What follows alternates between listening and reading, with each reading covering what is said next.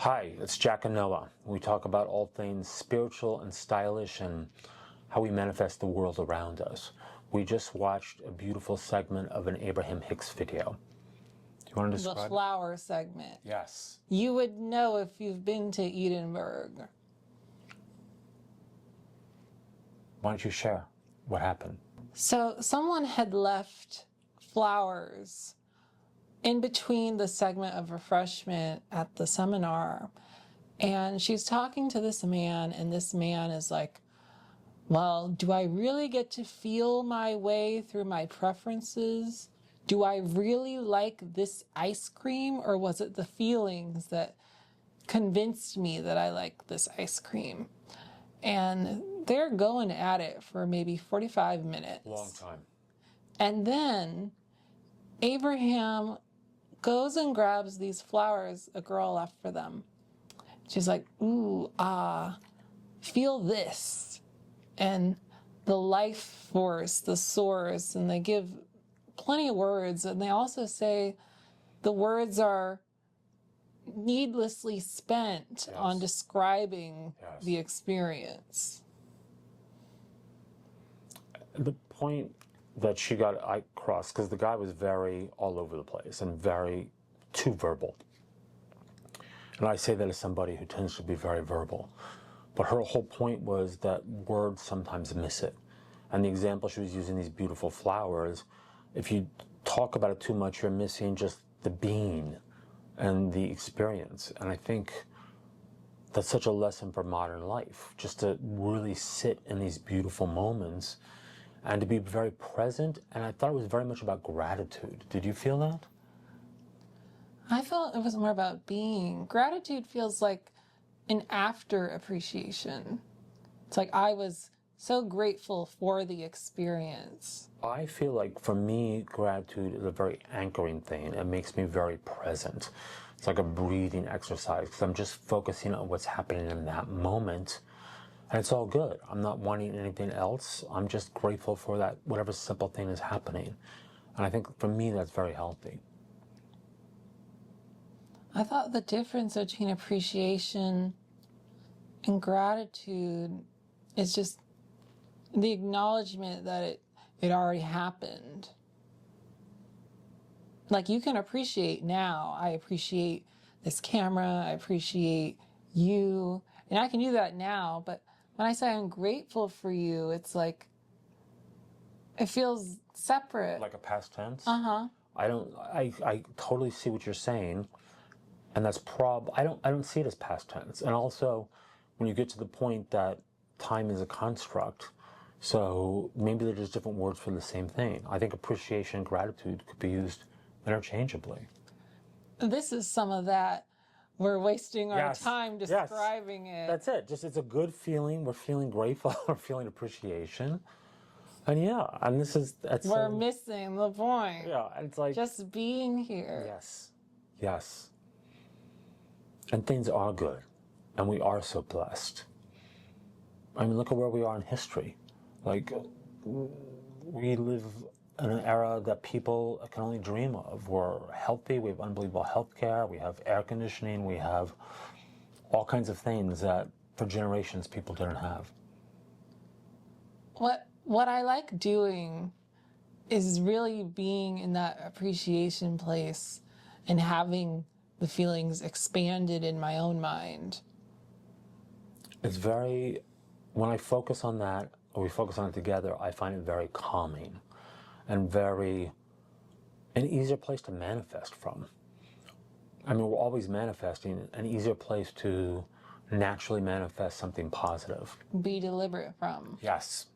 You have a clear head, and if you really want to be flowing thoughts towards a thing, it's easier when you have meditated or appreciated. So Abraham Hicks's teaching is that we're all vibrational beings, and through our vibrations, especially our feelings and emotions, we are creating reality 24/7, whether we're aware of it or not.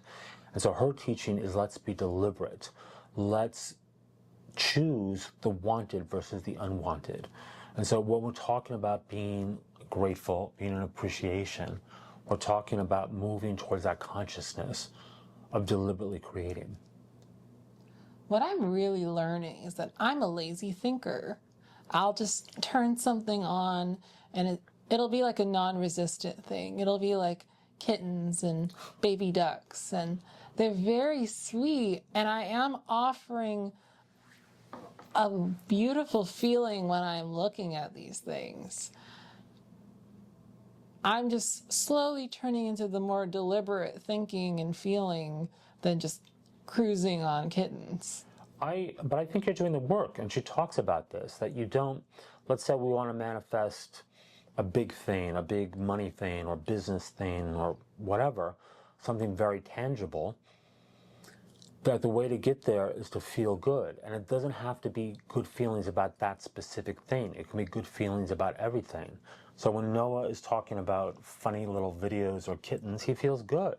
Or I'm looking for apartments for sale in Paris that I'm not going to be buying now, but it's just good to be in that space of beauty and light and wonder and possibilities. And with that energy, we can ride on into the next thing. I think kind of float on into the next thing. Well, it's sort of,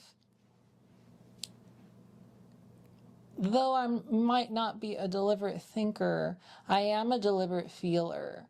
And Abraham is touching on how when you really feel that way, things are just gifted to you because of your deservability and how you vibrate in your beingness. It is just given. That your vibration matches the Right. vibration. Your good vibration matches the good vibration of something else.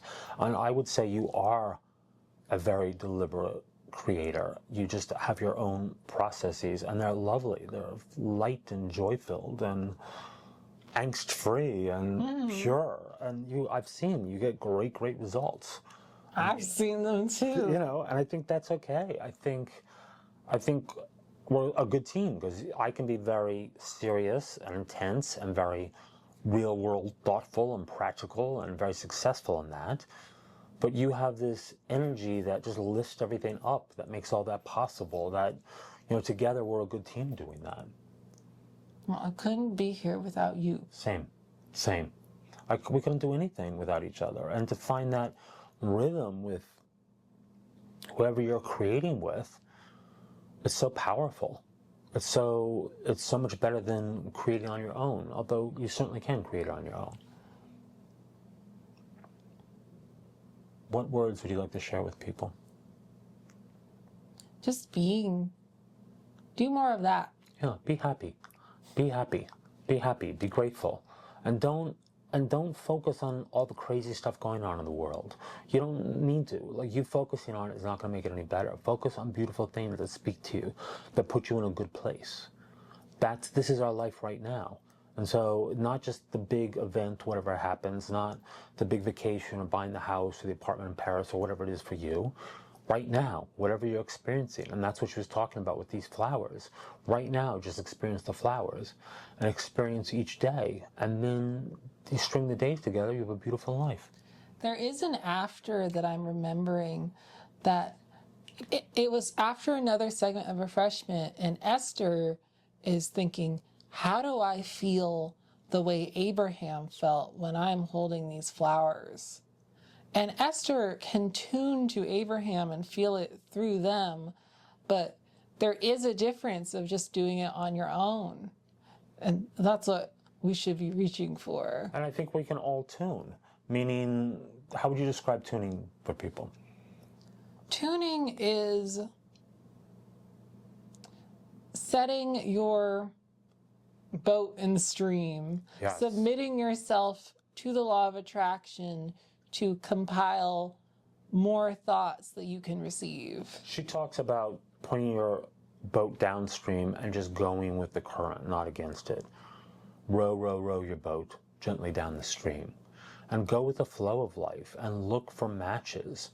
And don't force things, but just manifest without forcing. Feel good, Yes.